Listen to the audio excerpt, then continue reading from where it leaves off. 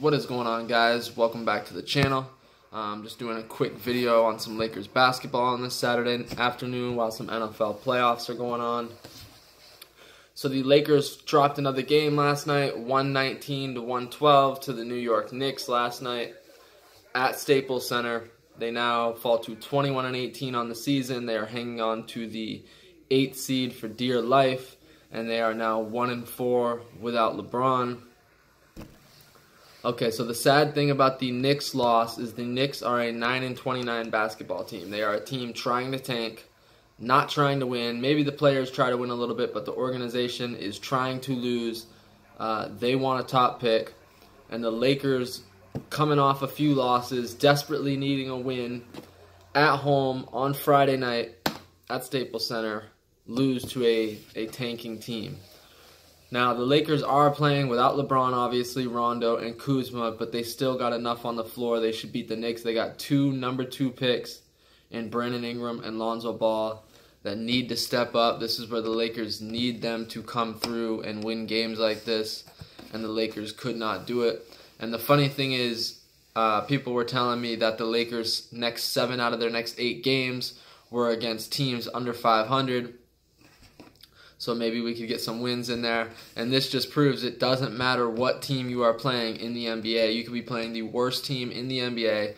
If you don't show up ready to play basketball, you will lose to anybody.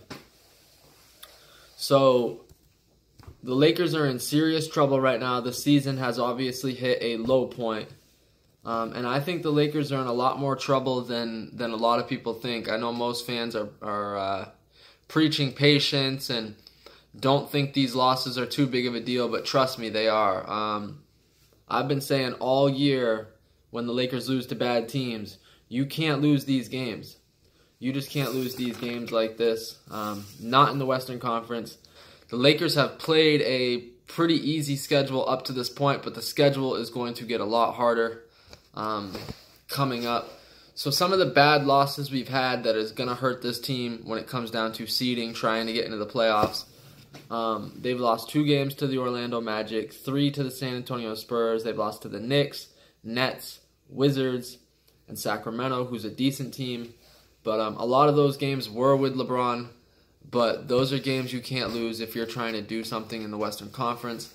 And the schedule coming up, while they may not be top-seeded teams, these are going to be very hard games for the Lakers. So on Sunday, the Lakers play at the Minnesota Timberwolves.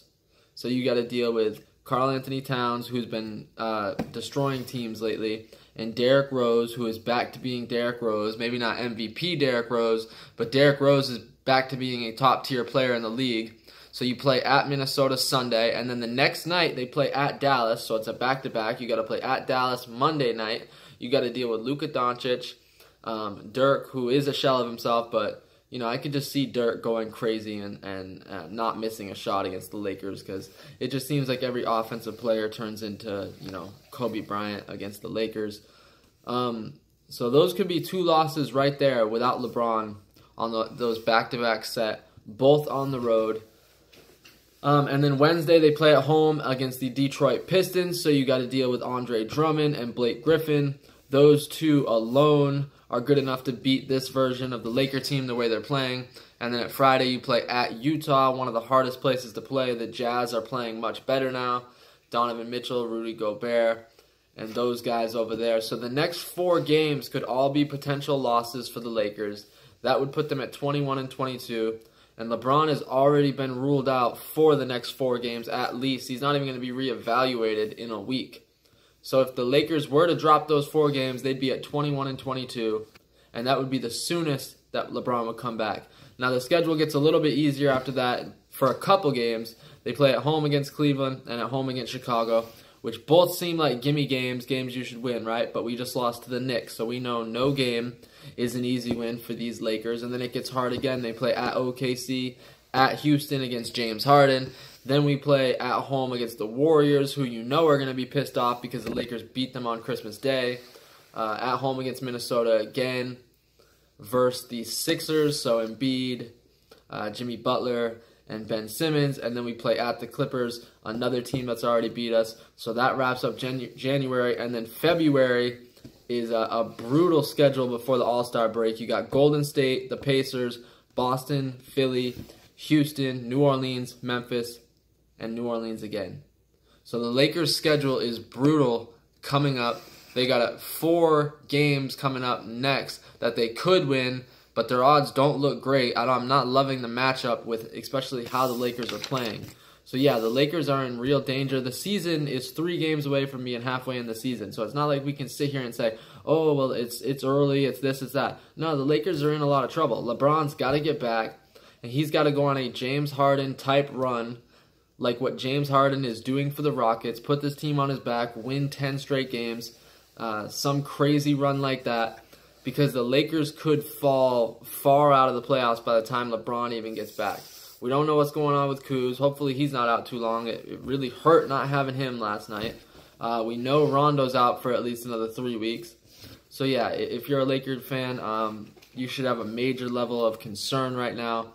I know I do. So just looking at last night's game a little bit, it's definitely frustrating because the Lakers, who were favored by 8 points last night, and I said before the game, why would the Lakers ever be favored by 8 points with the team that they have right now, with the guys we have out? I don't know if the Vegas doesn't watch the Lakers or what, but they favored the Lakers by 8, which I wish I could have made a bet on that, because I would have bet my entire checking account that the Lakers did not cover an 8-point spread last night.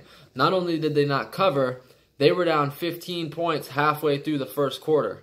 They were down 22-5 in the first 5 minutes of the first quarter.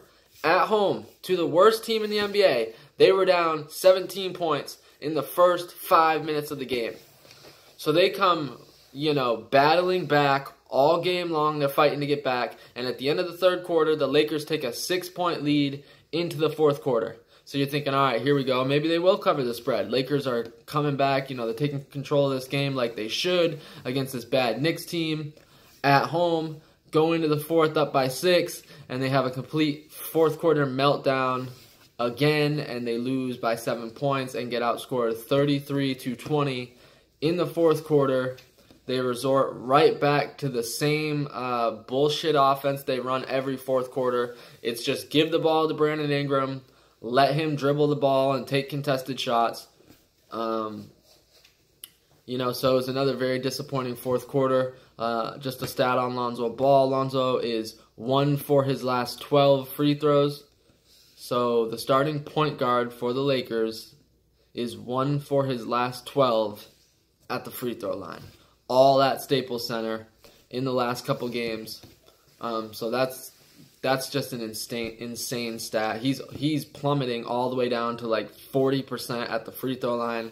So now, with Laker fans booing him, and now the pressure with guys being hurt, Lonzo's just losing all his confidence. Now, he did have 17 points last night, okay, but only 2 assists and 6 turnovers, which Lonzo's not generally a big turnover guy, so I'm not going to kill him too bad for that. He did have some really bad turnovers late. But my problem is 2 assists. This is supposed to be a generational passer in Lonzo Ball. That's what we were told when he got drafted by the Lakers. And he's got 2 free throws last night, or 2 assists last night, sorry. 2 assists in a full game with no Rondo, no LeBron. You're the guy. For some reason, Luke Walton keeps letting Brandon Ingram run the offense. I have no idea why, because it does not run smoothly at all with Brandon Ingram. Now, Lonzo and Ingram, neither one of them can run half-court sets. So the Lakers, with who we have out right now, just need to run, and just get out in transition and just run the whole damn game. That's really the only way they can be effective. Both teams shot terrible last night. The Lakers held the Knicks to 37% shooting and 29% from 3, but the Knicks shot 41 free throws. Now, some of that is just the refs, being against the Lakers like they generally always are. It seems like we get no calls, and whatever team we're playing against gets all the calls, but the Lakers did foul a lot last night. So the Knicks shot 41 free throws. They hit 34 of them. Can you imagine if the Lakers ever shot 41 free throws to begin with, but then imagine they made 34 of them? Like, that would be insane.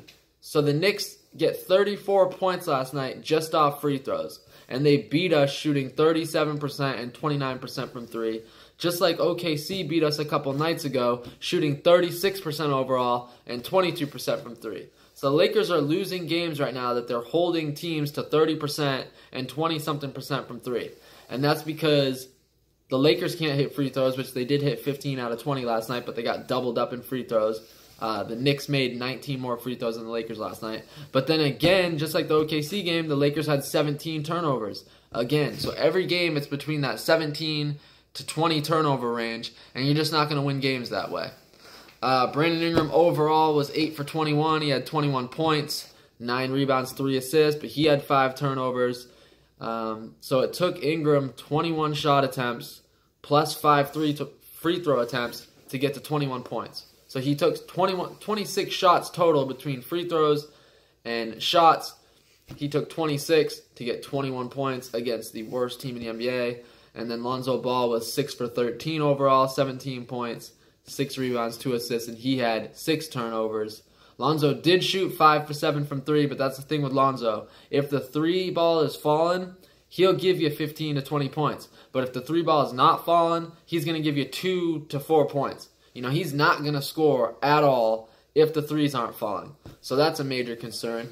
So it's all up to Brandon Ingram and Lonzo Ball. They are the number 2 picks on the Lakers. It's up to them to step up. But let's talk about another guy who kind of gets a pass because he wasn't a high pick. He is a part of the young core, but you know, he gets a pass, and really the other guys get most of the blame, which is understandable. But Josh Hart needs to start taking some heat. He was 2 for 11 again last night. He had 6 points. He was 1 for 9 from 3. I mean, Josh Hart is just shooting bricks after brick after brick after brick for the last 3 weeks. Now, he had, 22 against Sacramento in that game. He was a big part of the Lakers winning that game. But what in the hell has happened to Josh Hart? You know, Josh Hart was a great player for the Lakers last year. And not only that, Josh Hart was an elite rebounder. If you look at his rebounding numbers last year per minute that he's in the game, him and Lonzo were 2 of the best guard rebounders in the league. Josh Hart has stopped not only making shots, but doing the other things he used to do well, like block a shot here and there, grab rebounds and all that. So Josh Hart's game is just completely gone away. The only guy we can really rely on to score right now outside of Ingram, which it takes him 25 shots to get those points, is KCP, who had 19 last night. So KCP is playing good for the Lakers right now. He was just 4 of 12 from 3, but at least he's a threat to make a 3. Zubac, 10 points, 6 rebounds in 11 minutes. I think Zubac should have played more. He had 10 and 6 in just 11 minutes last night, so he probably should have played over Tyson Chandler when JaVale McGee needed a break last night. But overall, the Lakers they're not getting it done right now. Of course, we're going to keep supporting. Hopefully they turn it around. But I'd be lying if I didn't admit that the Lakers are in a lot of trouble right now as far as playoff goes. Basically, the biggest subject is everyone wants Luke Walton fired. Man, I just don't know where I stand on that. It's hard because I like Luke Walton. You know, I've always liked Luke Walton, so I'm having trouble separating liking the guy and thinking he's a good coach. You know, I think Luke Walton is a better coach for veterans like he had in Golden State.